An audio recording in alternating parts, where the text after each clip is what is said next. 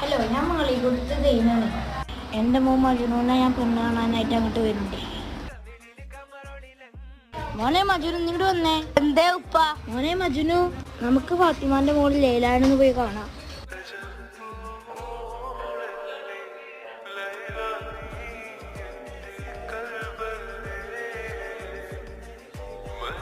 അസ്സലാമു അലൈക്കും. വലൈക്കും അസ്സലാം.